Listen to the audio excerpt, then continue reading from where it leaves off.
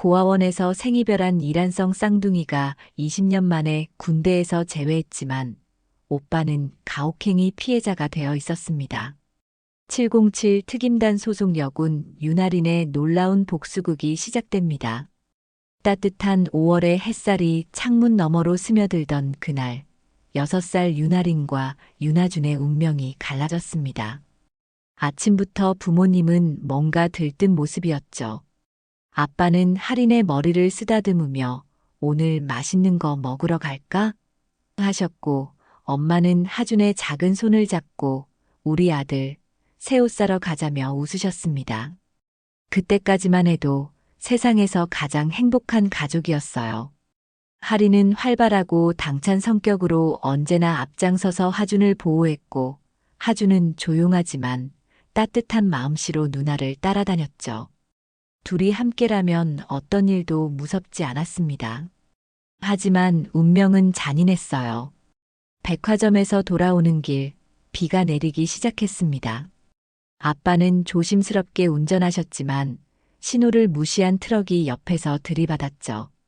유리창이 산산조각 나는 소리와 함께 할인과 하준의 세상도 무너져 내렸습니다. 병원에서 눈을 뜬 건 사흘 후였어요. 할인의 이마에는 실밥 자국이 남았고 하준의 왼쪽 팔에는 깁스가 감겨 있었습니다. 하지만 정말 아픈 건 따로 있었죠. 부모님은 더 이상 없었거든요. 할인아, 하준아. 이제 너희는 새로운 곳에서 살게 될 거야. 사회복지사 선생님의 목소리는 최대한 부드러웠지만 아이들에게는 천둥처럼 들렸습니다. 고아원이라는 곳이 어떤 의미인지 정확히 알지는 못했지만 뭔가 나쁜 일이 벌어지고 있다는 건 느낄 수 있었어요. 고아원에서의 석 달은 악몽 같았습니다. 하리는 밤마다 하준을 꼭 안고 잤죠. 괜찮아, 누나가 있잖아. 우리 꼭 함께 있을 거야. 하지만 아이들의 소망과 달리 현실은 냉혹했어요. 입양을 원하는 가정들은 쌍둥이보다는 한 명을 원했거든요. 그리고 운명의 그날이 왔습니다. 강원도에서 온 중년 부부가 할인을 보자마자 이 아이가 좋겠어요 라고 했고, 서울에서 온 할아버지는 하준을 가리키며 얌전한 이 녀석으로 하조라고 하셨습니다. 안 돼요. 우리 떨어질 수 없어요. 할인이 하준의 손을 꽉 붙잡고 소리쳤지만 어른들의 결정은 이미 내려진 후였어요. 하준도 눈물을 흘리며 누나, 누나 하고 불렀지만 소용없었습니다. 마지막 순간 할인은 하준에게 속삭였어요. 하준아, 절대 잊지 마. 누나가 꼭 찾아갈게. 우리 꼭 다시 만나자. 하준도 고개를 끄덕이며 대답했죠. 응, 누나. 나도 꼭 찾을게.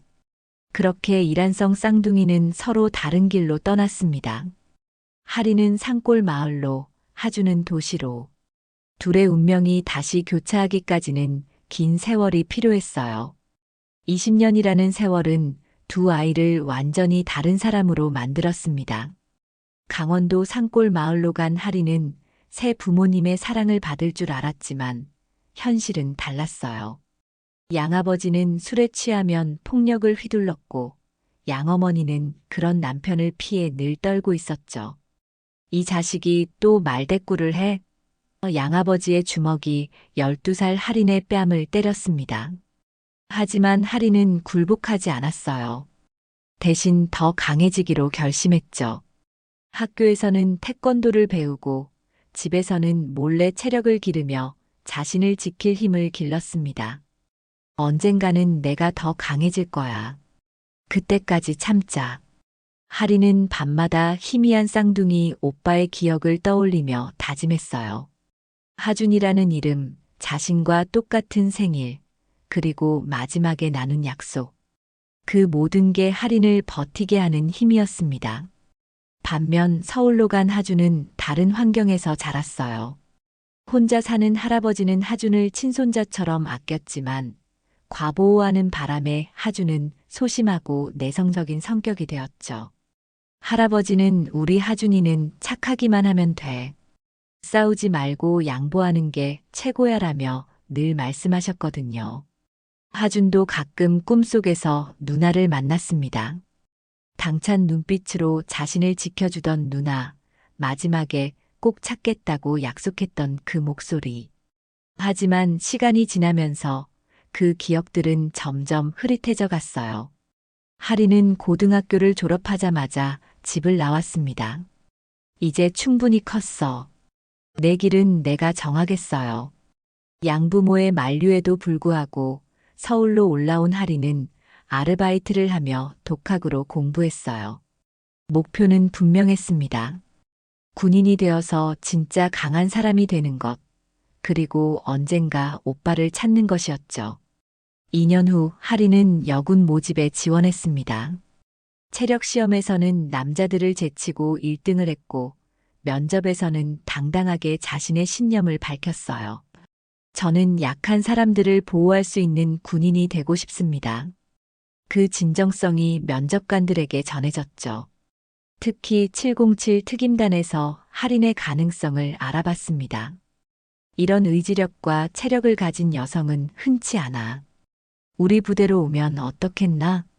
할인은 망설이지 않았어요. 최고가 되고 싶었거든요. 같은 시기 하준도 군 입대를 앞두고 있었습니다. 할아버지가 돌아가신 후 혼자가 된 하준은 평범한 대학을 졸업하고 조용히 살아왔어요. 키가 작고 왜소한 체격의 소심한 성격이라 군대가 두려웠지만 피할 수 없는 의무였죠. 군대 가서 좀 남자다워져라.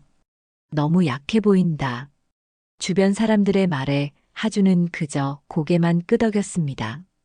마음 한편으로는 누나가 보고 싶었어요. 누나라면 자신에게 용기를 줄 수 있을 텐데, 하지만 이제는 얼굴도 기억나지 않았습니다. 그리고 운명의 날이 다가왔습니다.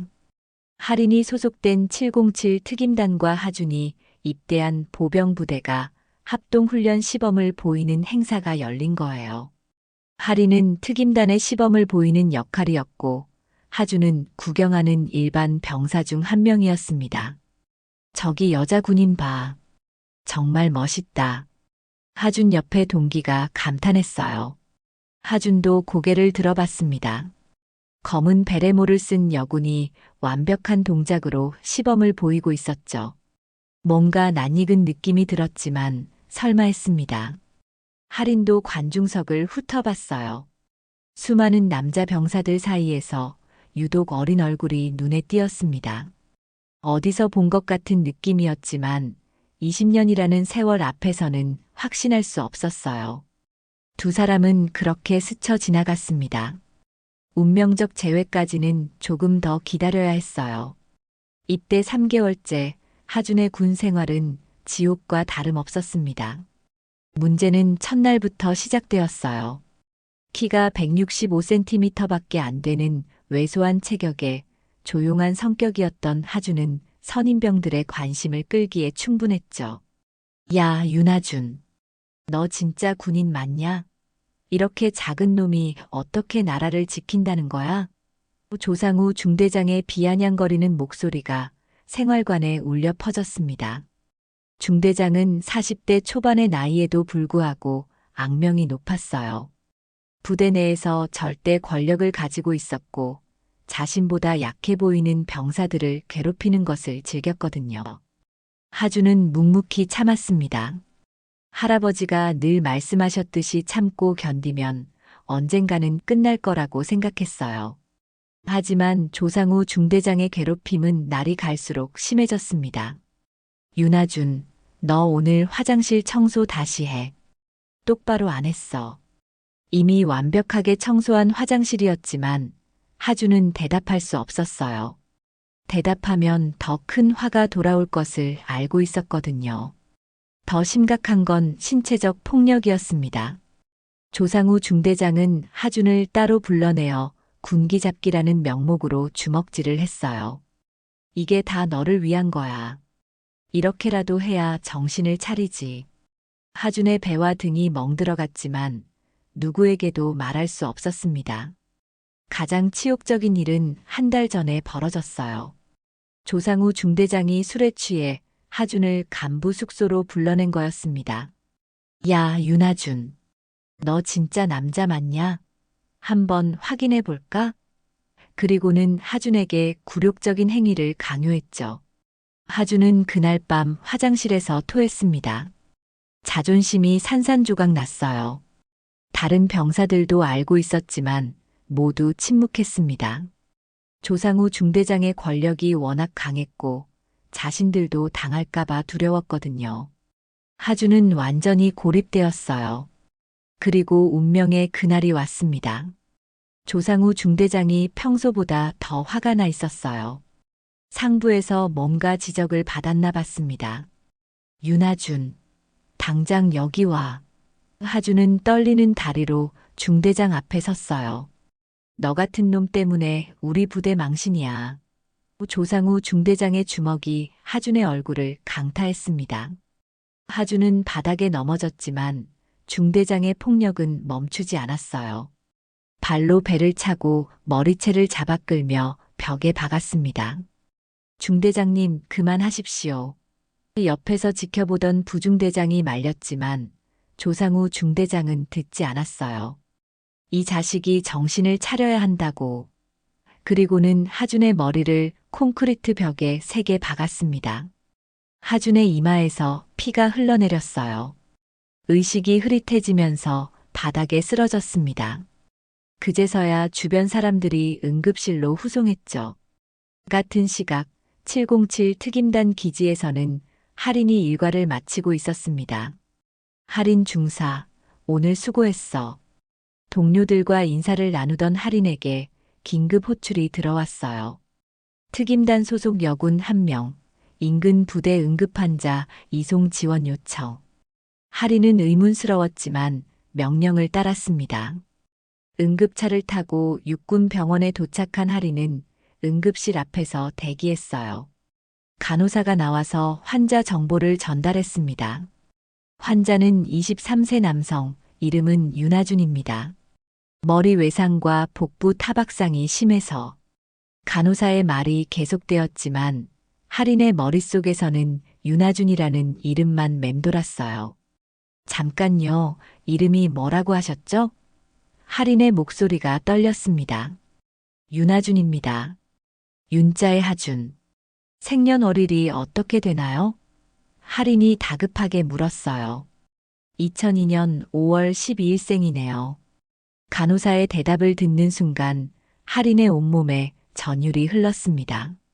자신과 똑같은 생년월일, 그리고 윤하준이라는 이름. 20년 전 기억이 물밀듯이 되살아났어요. 할인은 곧바로 응급실로 뛰어들어갔습니다. 침대에 누워있는 남성을 보는 순간 확신했어요.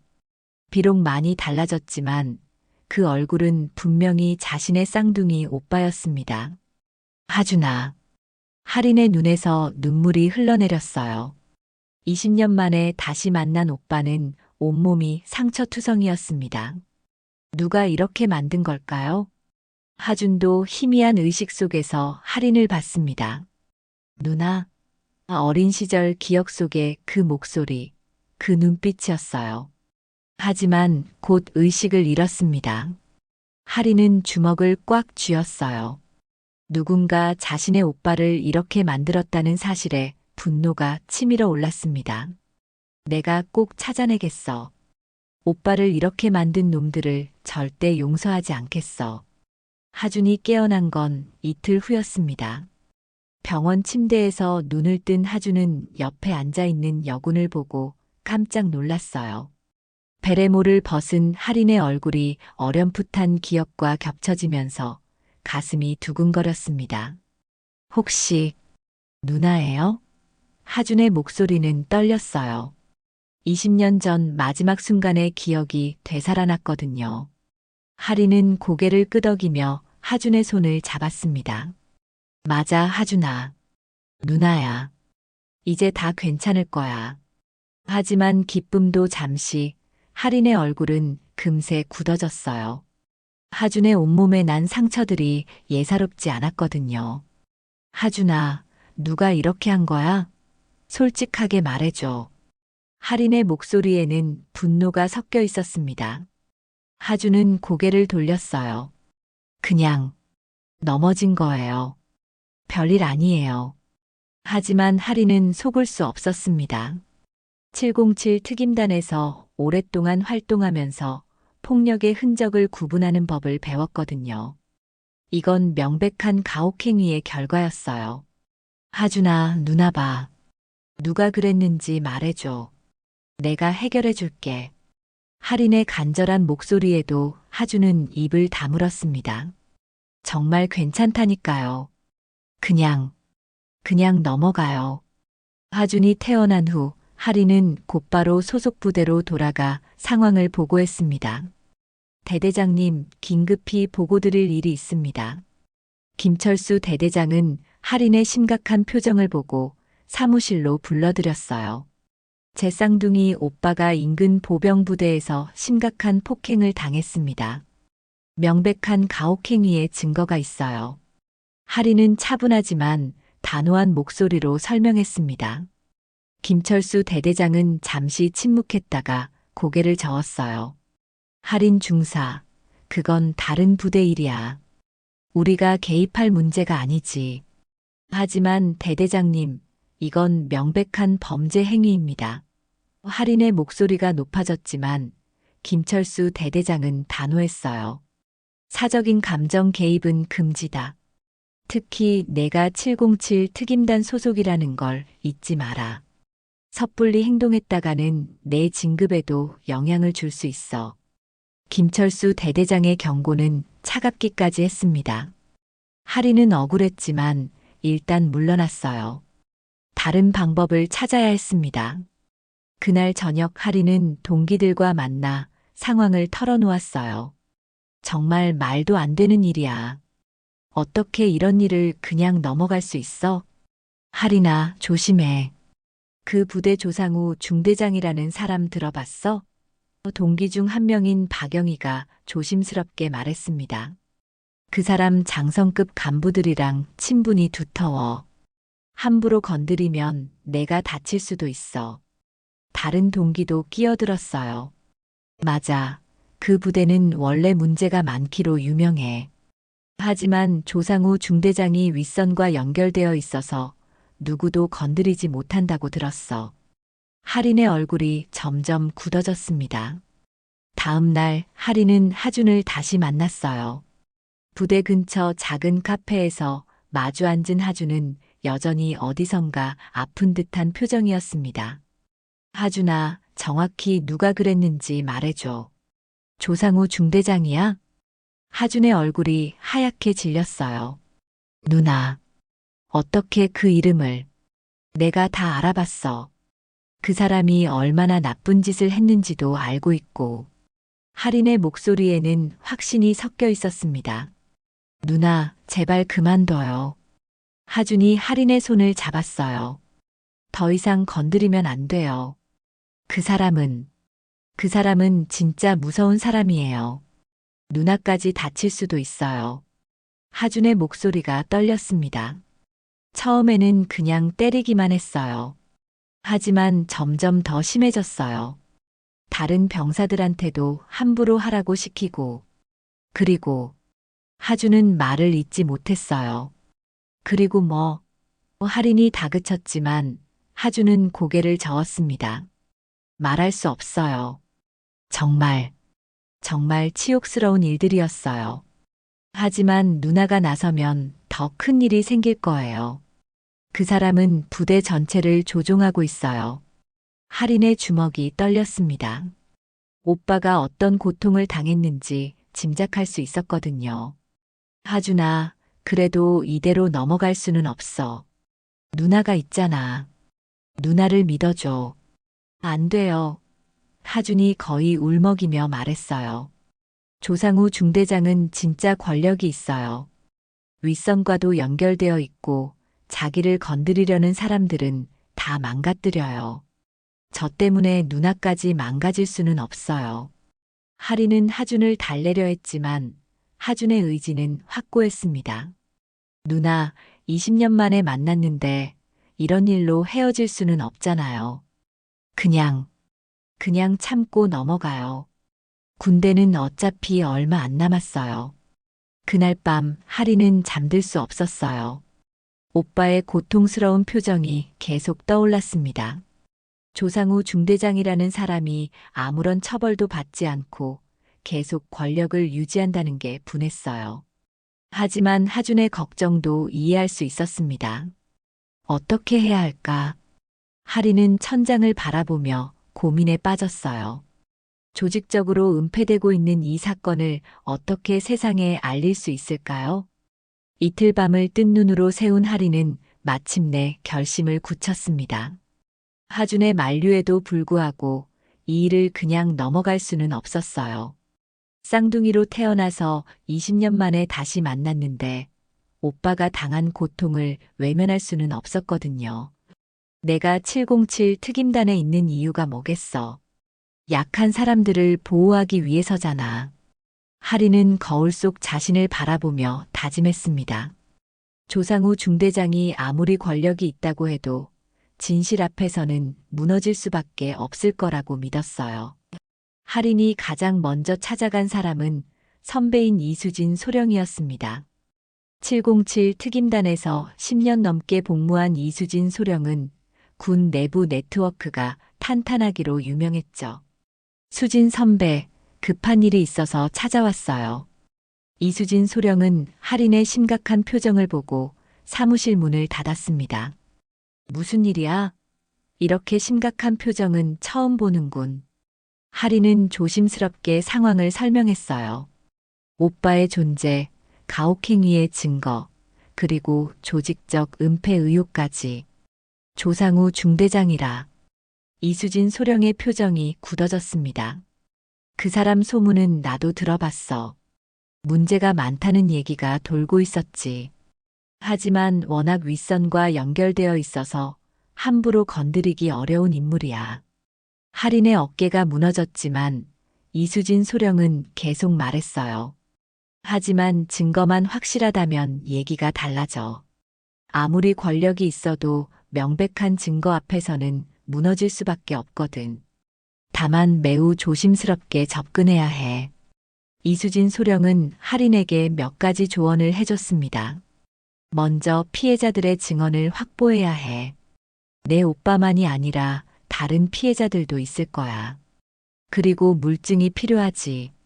녹음이든 영상이든 확실한 증거 말이야. 다음 날부터 하린의 비밀 작전이 시작되었습니다. 먼저 하준이 속한 부대의 다른 병사들을 만나는 것부터였어요.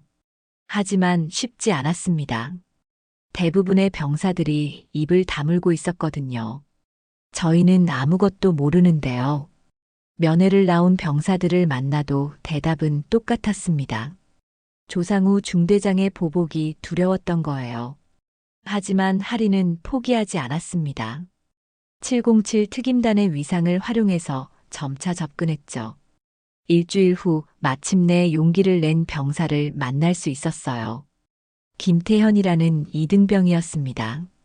누나, 정말 도와주실 거예요? 김태현의 목소리는 떨렸습니다. 그도 조상우 중대장의 피해자 중 한 명이었거든요. 그 사람은 괴물이에요. 김태현이 눈물을 흘리며 증언했습니다. 윤아준 형만이 아니라 저희 같은 약한 병사들을 골라서 괴롭히거든요. 때리는 건 기본이고 돈도 뜯어내고. 그리고 김태현은 말을 잇지 못했어요. 하지만 하린은 이해할 수 있었습니다. 성적 수치심을 주는 행위까지 있었다는 뜻이었죠. 태연아, 다른 피해자들도 있지? 김태현이 고개를 끄덕였습니다. 박민수, 정우영, 최동훈. 모두 똑같이 당했어요.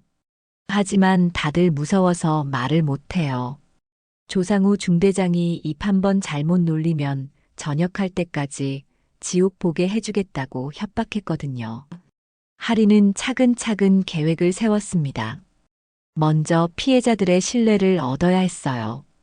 그리고 증거를 수집하고 마지막에는 확실한 제보처를 찾아야 했습니다.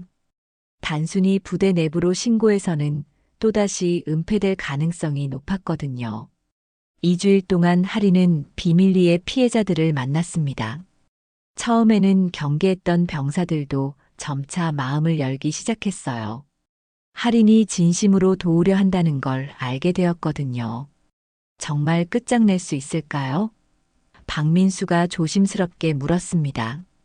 그 사람은 진짜 권력이 있어요. 지난번에도 누군가 신고했는데 오히려 그 사람이 더 큰 벌을 받았어요. 할인은 단호하게 대답했습니다. 이번에는 달라. 내가 707 특임단 소속이고 확실한 증거를 가지고 있으니까. 그리고 무엇보다 할인의 목소리에 힘이 들어갔어요. 쌍둥이로 태어났는데 내가 너 하나 못 지키면 군인이 아니라 괴물이야. 피해자들의 증언을 통해 조상우 중대장의 범죄 행태가 드러났습니다. 단순한 가혹행위를 넘어서 금품 갈취, 성추행, 그리고 증거인멸까지. 더 충격적인 건 이런 일들이 상부에 보고되었지만 모두 묵살되었다는 사실이었어요. 대대장도 알고 있어요. 정우영이 털어놓았습니다. 하지만 조상우 중대장이 장성급 간부들과 골프를 치는 사이라서 건드리지 못한대요. 오히려 신고한 사람들을 색출해서 더 괴롭히고 있어요. 할인은 분노가 치밀어 올랐지만 침착함을 유지했습니다. 감정에 휩쓸리면 실수할 수 있었거든요. 대신 더 치밀하게 증거를 수집하기 시작했어요. 몰래 녹음기를 준비하고 피해자들의 상처 사진을 찍고 증언을 문서로 정리했습니다. 가장 결정적인 증거는 일주일 후에 나왔어요. 조상우 중대장이 또다시 하준을 괴롭히는 장면을 김태현이 휴대폰으로 몰래 촬영한 거였습니다. 이제 확실한 증거가 생겼어요. 김태현이 떨리는 목소리로 말했어요. 할인은 영상을 보며 주먹을 꽉 쥐었습니다. 조상우 중대장이 하준을 벽에 밀어붙이고 폭언을 퍼붓는 모습이 적나라하게 담겨 있었어요. 이제 더 이상 부인할 수 없는 증거였습니다. 증거를 모두 수집한 할인은 이제 마지막 단계를 준비했습니다. 하지만 어디로 제보할지가 문제였어요. 부대 내부로는 이미 여러 번 신고되었지만 모두 묵살되었거든요. 더 높은 곳, 절대 무시할 수 없는 곳으로 가야 했습니다. 국방부 감사실이야. 이수진 소령이 조언했어요. 거기라면 부대 간부들이 함부로 손댈 수 없어. 특히 내가 707 특임단 소속이라는 걸 강조하면 더 주목받을 거야. 할인은 신중하게 제보 자료를 정리했습니다. 피해자들의 증언서, 폭행 장면이 담긴 영상, 상처 사진, 그리고 조상우 중대장의 권력 남용 실태까지. 한 권의 책처럼 두꺼운 파일이 완성되었어요. 하지만 제보하기 전에 하준을 만나야 했습니다. 오빠의 동의 없이는 진행할 수 없었거든요. 부대 근처 카페에서 만난 하준은 여전히 불안해하고 있었어요. 누나, 정말 괜찮을까요? 조상우 중대장이 알게 되면. 하준의 목소리가 떨렸습니다. 하지만 할인의 결심은 확고했어요. 하준아, 이대로 넘어가면 다른 사람들도 계속 당할 거야. 우리가 용기를 내야 해. 하지만 누나까지 위험해질 수도 있잖아요. 하준이 걱정스럽게 말했지만 할인은 미소를 지었습니다. 걱정 마. 누나는 707 특임단이야. 그리고 진실은 언제나 이기게 되어 있어. 다음 날 할인은 국방부 감사실을 찾아갔습니다. 접수 담당자는 할인의 계급장과 부대 마크를 보고 놀랐어요. 707 특임단에서 오셨군요.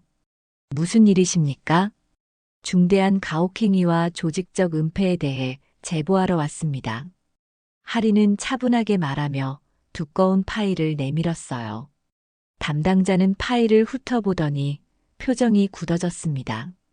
이건 정말 심각한 내용이네요. 감사관님께 직접 보고드리겠습니다. 하지만 할인이 기대했던 반응은 나오지 않았어요. 3일 후 연락이 왔는데 내용은 실망스러웠습니다. 해당 부대에서 이미 내부 조사를 완료했다고 합니다. 단순한 오해였다고 하네요. 감사실 담당자의 말에 하리는 분노가 치밀어 올랐어요. 그게 무슨 말씀이세요? 명백한 증거가 있는데. 하린 중사님, 군의 명예를 생각해야 합니다. 이런 일이 외부에 알려지면 전체 군에 대한 신뢰가 떨어질 수 있어요. 담당자의 말은 결국 무마하라는 뜻이었습니다. 하리는 참을 수 없었어요. 명예요? 명예는 침묵이 아니라 정의입니다. 하린의 목소리가 높아졌지만 담당자는 시큰둥했습니다. 이미 해당 부대에서 해결되었다고 하니 더 이상 진행하기 어렵겠네요. 하린은 감사실을 나서며 주먹을 꽉 쥐었습니다. 예상했던 일이지만 막상 당하고 보니 분했어요. 하지만 포기할 수는 없었습니다. 더 강력한 방법을 써야 했죠. 그날 밤 하린은 이수진 소령과 긴급 회동을 가졌습니다. 선배, 감사실에서도 무마하려고 해요. 어떻게 해야 할까요? 이수진 소령은 잠시 생각하더니 입을 열었어요. 하린아, 이제 카드를 다 써야 할 때야. 이수진 소령의 목소리에 결의가 담겨 있었습니다. 내가 707 특임단 소속이라는 걸 최대한 활용해. 그리고 내가 알고 있는 언론인 한 명이 있어. 정의로운 기자지. 하리는 고민에 빠졌어요. 언론에 제보한다는 건 큰 결단이 필요한 일이었거든요. 하지만 다른 방법이 없었습니다. 알겠어요. 해보죠. 이틀 후 하리는 조심스럽게 언론사에 접촉했습니다. 사회부 기자인 한민수 씨는 하린의 제보를 듣고 충격을 받았어요. 이 정도면 단독 기사감이네요. 하지만 확실한 증거가 필요합니다. 하린은 모든 자료를 공개했습니다. 영상, 녹음, 증언서까지. 한민수 기자는 자료를 검토한 후 고개를 끄덕였어요. 이건 확실히 보도할 가치가 있습니다. 다만 반발이 클 것 같은데 괜찮으세요? 괜찮습니다. 하린의 대답은 확고했어요. 진실이 밝혀져야 해요. 기사가 나가기 하루 전 하린에게 긴급 소집 명령이 떨어졌습니다. 대대장실로 호출된 하린 앞에는 김철수 대대장뿐만 아니라 여단장까지 앉아 있었어요.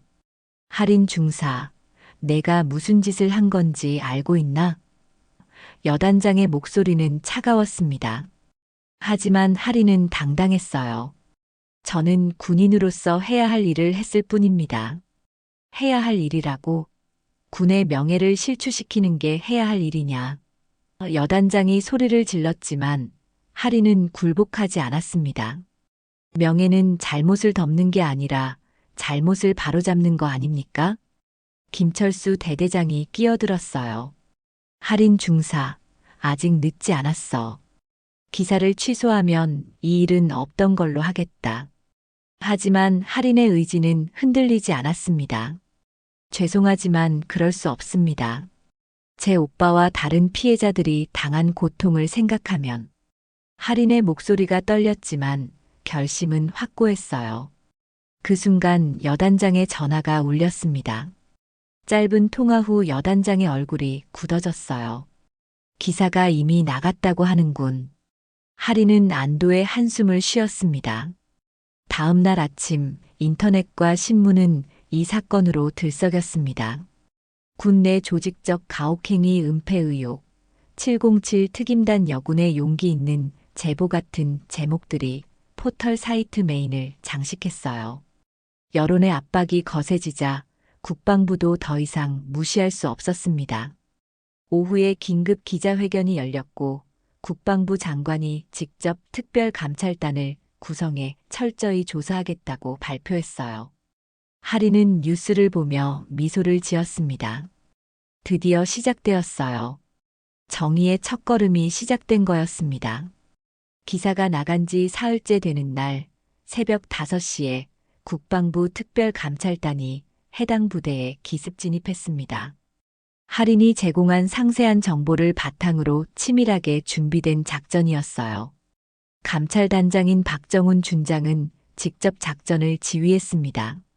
지금부터 이 부대는 특별감찰 하에 있습니다. 모든 간부와 병사들은 지정된 장소에서 대기하십시오. 확성기를 통해 울려 퍼지는 선언에 부대 전체가 술렁였어요. 조상우 중대장은 급히 사무실로 뛰어가려 했지만 이미 감찰 단원들이 지키고 있었습니다. 조상우 중대장님이시죠? 동행해 주시겠습니까? 감찰 단원에 정중하면서도 단호한 목소리에 조상우는 당황했어요. 무슨 일입니까? 저는 아무것도. 하지만 변명할 시간은 없었습니다. 감찰단은 동시에 여러 곳을 압수수색했습니다.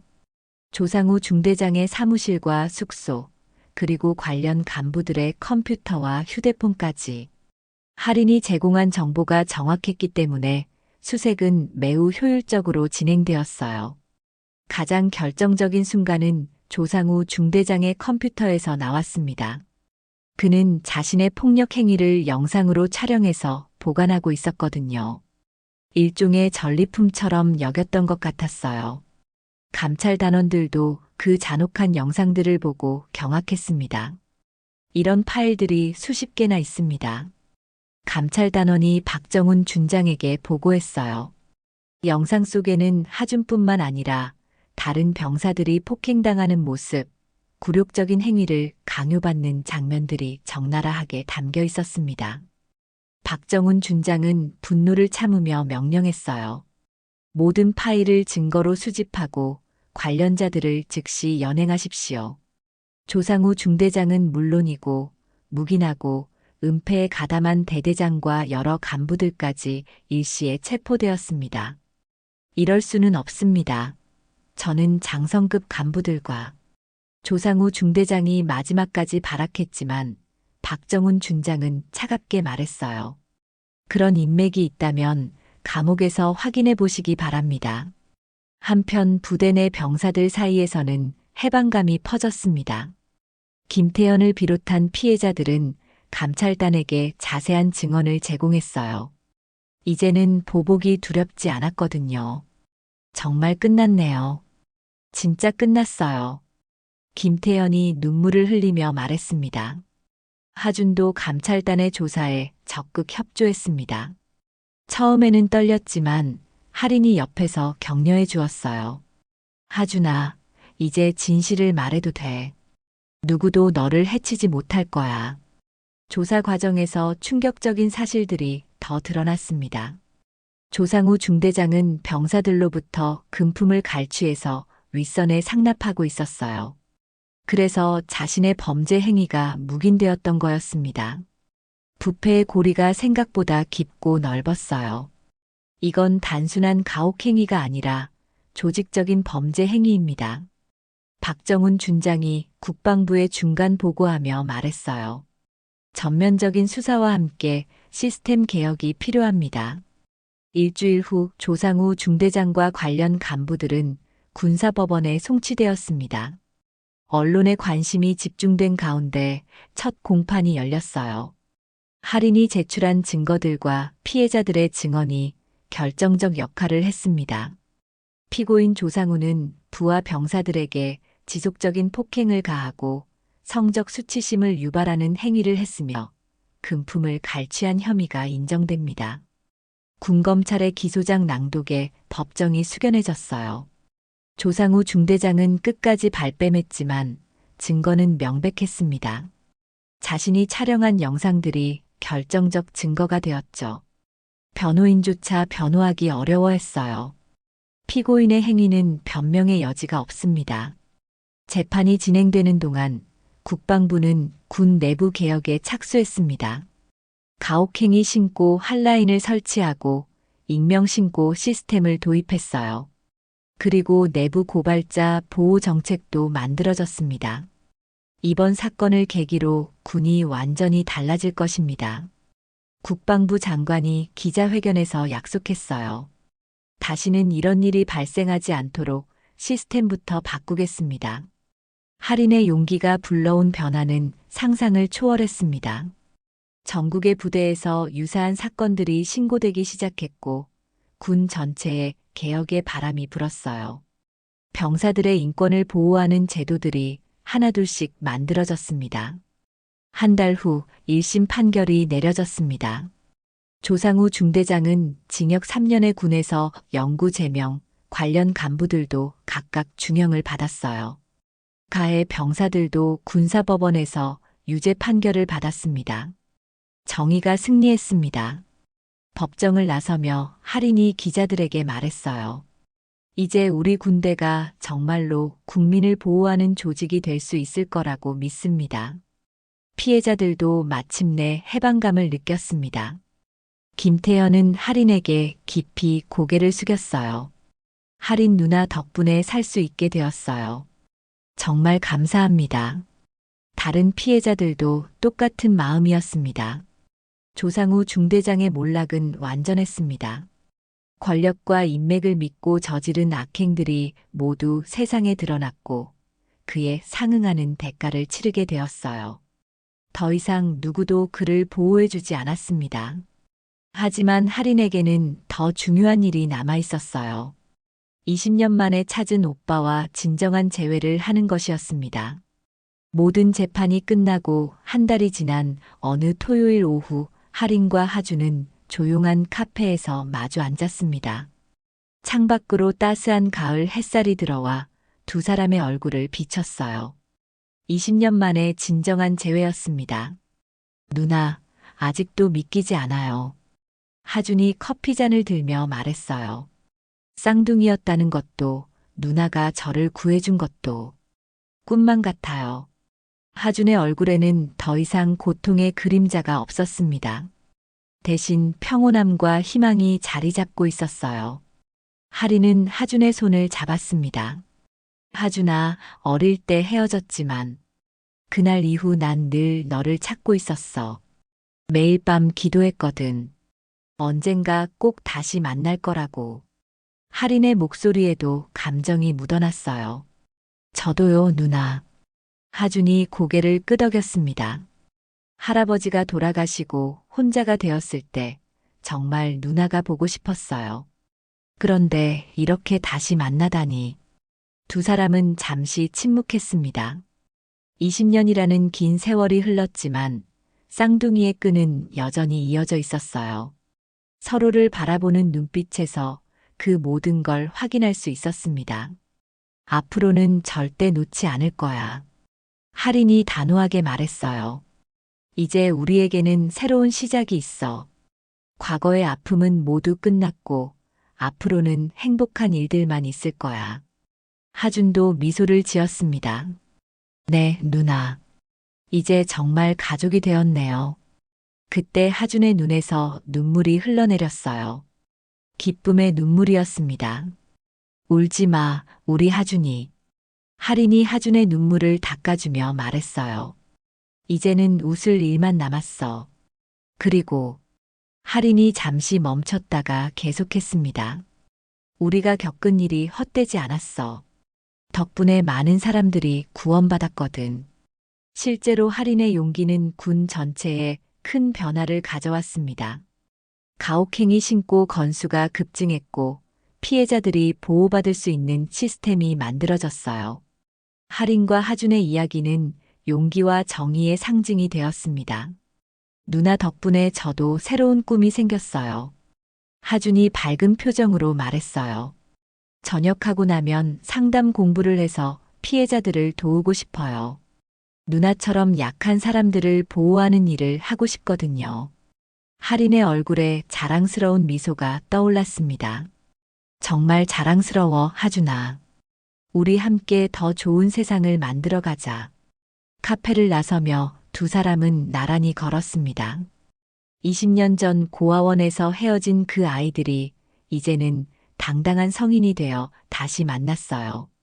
서로 다른 길을 걸어왔지만 결국 같은 곳에 도달했습니다. 누나, 감사해요. 정말로. 하준이 마지막으로 말했어요. 할인은 하준을 꼭 안아주었습니다. 고마워할 건 없어. 우리는 가족이잖아. 그렇게 쌍둥이는 다시 하나가 되었습니다. 앞으로 어떤 일이 있어도 서로를 지키며 살아갈 것을 다짐했어요. 정의가 승리한 날, 가족의 사랑도 승리했습니다. 저는 오늘 사연처럼 감동적이고 의미 있는 사연을 소개해 드리고 있는데요. 다음 영상이 기대되신다면 좋아요, 구독 알림 설정 부탁드리고요. 더 감동적인 사연으로 돌아오겠습니다. 그럼 사연을 읽어드렸던 한편의 인생 이은경이었습니다. 끝까지 시청해주신 모든 분들 고맙습니다. 그리고 구독자분들 사랑합니다. 감사합니다.